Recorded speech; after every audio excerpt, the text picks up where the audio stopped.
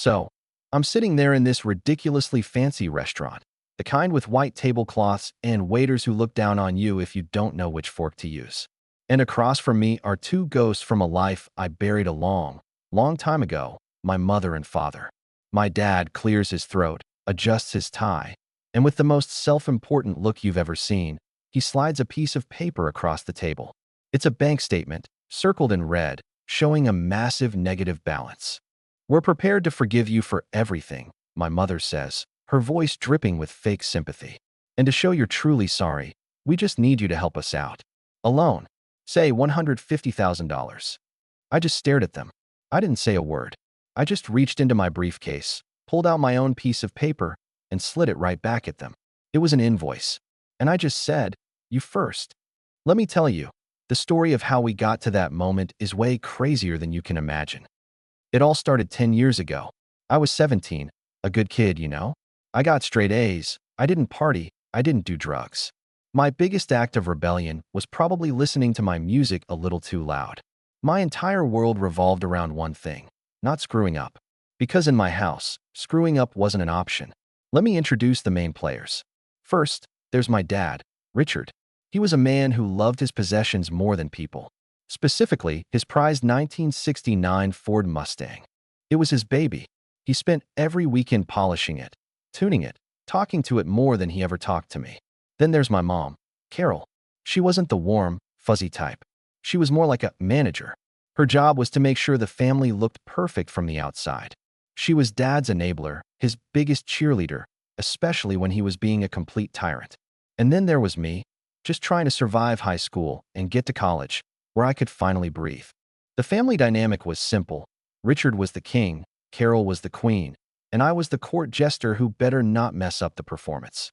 They weren't physically abusive or anything like that. It was more of a Cold War. Love was conditional. Approval was earned, never given freely. And any mistake, no matter how small, was treated like a federal crime. So picture this. It's a sunny Saturday afternoon, just a few weeks before my high school graduation. I'd just gotten my acceptance letter to my dream college. I was on top of the world. My dad, in a rare moment of what I thought was trust, asked me to wash the Mustang. This was a huge deal. Normally, he wouldn't let anyone breathe on that car, let alone touch it with a sponge. I was so determined to do a perfect job, to prove I was responsible. I gathered all the supplies from the garage: the bucket, the special car soap, the sponges, the wax. I spent over an hour meticulously cleaning every inch of that car. It was gleaming. I was proud. I went to grab a specific polish for the chrome bumper, but the bottle was next to another, almost identical bottle. You can probably see where this is going. I grabbed the wrong one. It was some kind of heavy-duty degreaser. I didn't realize my mistake until I had wiped a long, 4-foot streak right across the passenger side door. It didn't strip the paint down to the metal, but it instantly dulled the glossy finish, leaving a milky, hazy smear that wouldn't buff out with a cloth. My heart didn't just sink. It plummeted into a black hole in the pit of my stomach. I knew this was bad. I ran inside, my hands shaking, to tell my dad. I figured, if I'm honest, maybe he'll be mad, but he'll see it was an accident. That's not what happened. I found him in the living room, watching TV. I said, "Dad, I am so sorry. I messed up. I was cleaning the car, and I used the wrong chemical on the door. It left a mark." He didn't even blink. He just slowly turned his head to look at me, and the look in his eyes was pure ice. He stood up, walked past me without a word, and went outside. I followed him, babbling apologies the whole way. "I'll pay for it. I'll get a job. I'll do anything. It was a total accident." He stood in front of his precious car, staring at the streak. The silence was terrifying. Then he turned to me, and his voice was quiet, which was always so much scarier than when he yelled. "You did this on purpose," he said. I was stunned. "What? No. Dad, why would I do it on purpose?" "Because you're jealous," he spat. "You've always been jealous of this car. You can't stand that I have something nice, something that I care about." My mom had come outside by then, drawn by the drama. I looked at her, pleading with my eyes for her to be reasonable. "Mom, tell him. It was an accident. I just grabbed the wrong bottle." She just shook her head, her lips pressed into a thin, disappointed line. "Honestly, Mark," she said, using my full name, which was never a good sign. "How could you be so careless? After everything we do for you, this is how you repay us?" by destroying your father's property. Destroying. That was the word she used, as if I'd taken a sledgehammer to it. My dad then went on a rampage. He was yelling now about how ungrateful I was, how I was a destructive, worthless kid who didn't appreciate anything. It wasn't about the car anymore. It was a character assassination. It was every small thing I'd ever done wrong, magnified 1,000 times and thrown in my face. The punishment was swift. I was grounded until further notice. No phone, no computer, no seeing friends. I wasn't allowed to go to any of the senior week activities or the graduation parties. I was devastated, but I accepted it. I had made a mistake, a big one in their eyes, and this was the price. I figured I'd serve my time, and eventually, they'd cool off.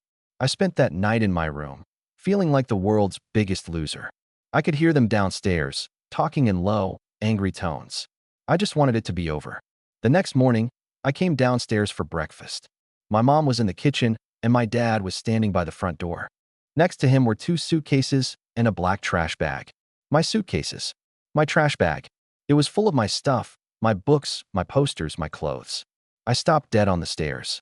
"What's going on?" I asked. My voice sounded small. "Your father and I talked," my mom said, not looking at me. "If you can't respect our property, you can't live in our house." I swear the air left my lungs. "What? You're kicking me out? Over a streak on the car? It can be fixed. I told you I'd pay for it." "This isn't about the car anymore, Mark," my dad said, his arms crossed. "This is about a pattern of disrespect."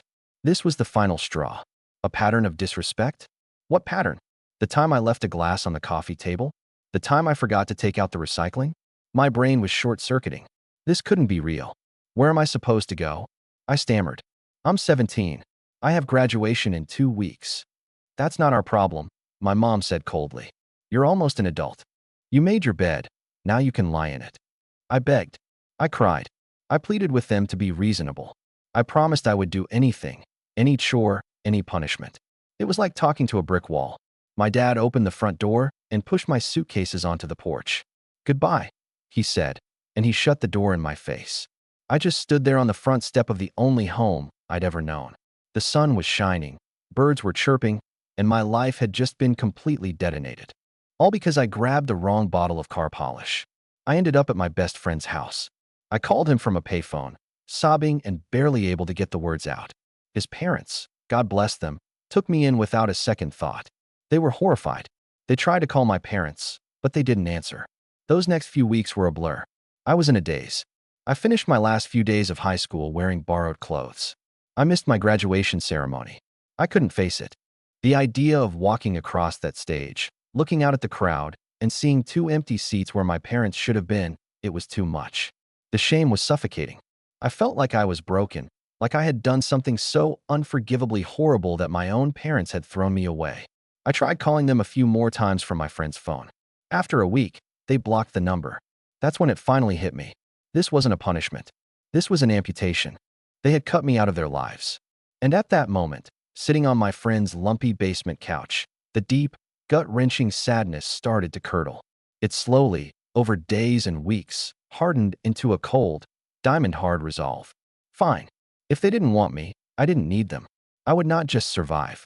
I would succeed so wildly that one day they would have to look at what they threw away and choke on their regret. And that's exactly what I did. The road was not easy. I worked 2, sometimes 3, dead-end jobs at a time. I started at community college, taking night classes. I lived in a crappy apartment with 3 other guys. I ate ramen noodles until I was sick of them. But I never gave up.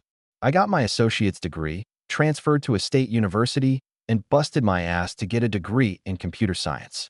After college, I got a job at a small tech startup.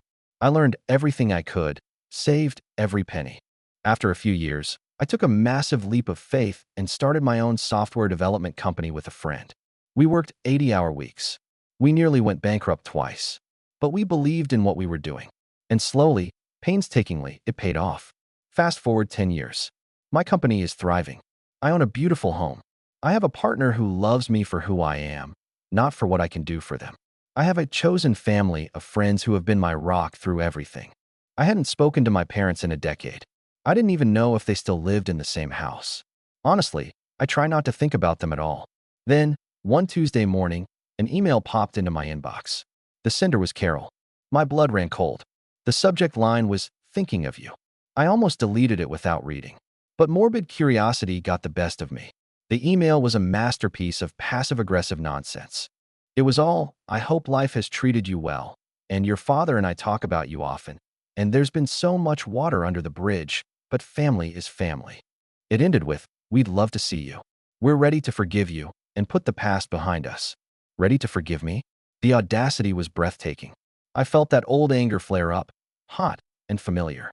My partner saw the look on my face and asked what was wrong. I showed her the email. She was furious on my behalf. "You're not actually going to see them, are you?" she asked. A part of me wanted to say no, to delete the email and block her address and never look back. But another, smaller, more foolish part of me whispered, "What if? What if they've changed? What if they're finally ready to apologize?" I had to know. For my own peace of mind, I had to close this chapter for good. So I replied. I kept it short and professional. "I'm available to meet for dinner next Friday." I picked the time and the place, a very public, very expensive restaurant downtown. If this was going to be a showdown, I wanted it on my turf. Which brings us back to that night. They showed up looking deflated. My dad's expensive suit was a little frayed at the cuffs. My mom's jewelry looked dated. They had aged more than 10 years. The small talk was excruciatingly awkward. They asked about my work in the vaguest possible terms. I asked about the weather. It was a pathetic little dance of avoidance. Finally, after the appetizers arrived, my mom folded her hands on the table and gave me a sad, practiced smile. "Mark," she said, "we're so glad you came. It takes a big man to be willing to mend fences." I just took a sip of water. Then my dad launched into the sob story. His business had gone under a few years back. They'd made some terrible investments trying to recover. They'd remortgaged the house, my childhood home, and now the bank was foreclosing. They were going to lose everything. And that's when he slid the bank statement across the table. "We're in a real bind, son," he said, trying to sound like a loving father. "We need your help."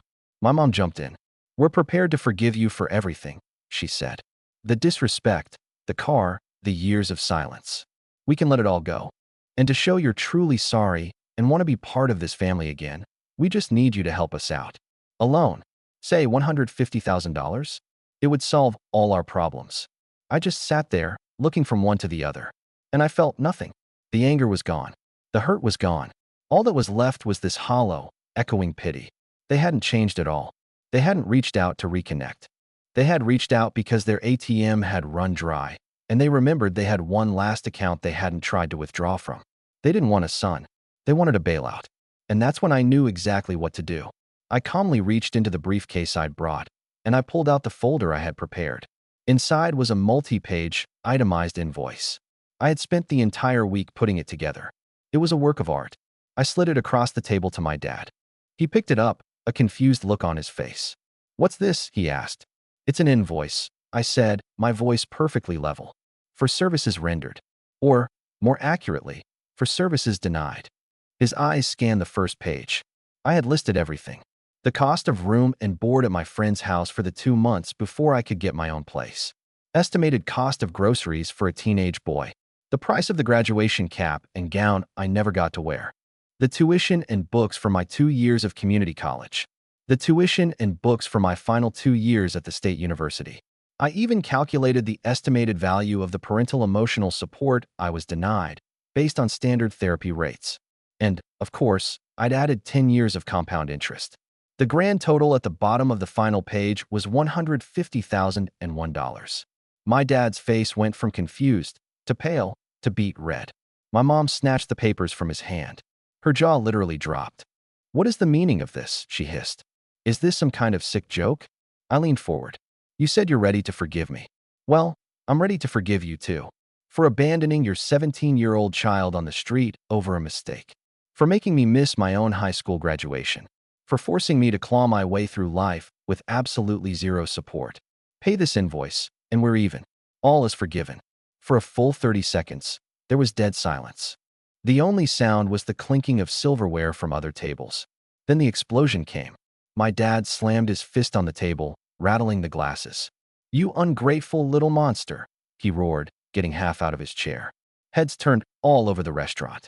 My mom started to cry these big, fake, crocodile tears. "How could you be so cruel? We're your parents. We're about to be homeless, and you're throwing this in our faces. I stood up and took out my wallet. I placed a crisp $100 bill on the table. That should cover the drinks, I said. I looked them both dead in the eye. You didn't want a son. You wanted an investment. And I'm sorry to inform you. Your investment has matured and cashed out. Don't ever contact me again. And then I turned around, and I walked out of that restaurant without looking back. It was the best feeling in the world. Of course, the aftermath was messy. They tried to call. They sent texts. They had my aunt, my uncle, and a cousin I hadn't spoken to since I was 10 call me to tell me what a horrible person I was. I blocked every single one of them. I heard through the grapevine that they did lose the house. They had to sell the precious Mustang for a fraction of what my dad thought it was worth. They now live in a small, rented apartment across town. To anyone who will listen, they tell the tragic story of their heartless, millionaire son who abandoned them in their darkest hour. And you know what? I don't care. I sleep just fine at night. My life is full of love and respect from people who have earned a place in it. I finally realized that family isn't about blood. It's about who shows up for you when you need them. They threw me away like a piece of trash, and the moment they needed something, they came crawling back expecting me to have forgotten. But I didn't forget. I just got even.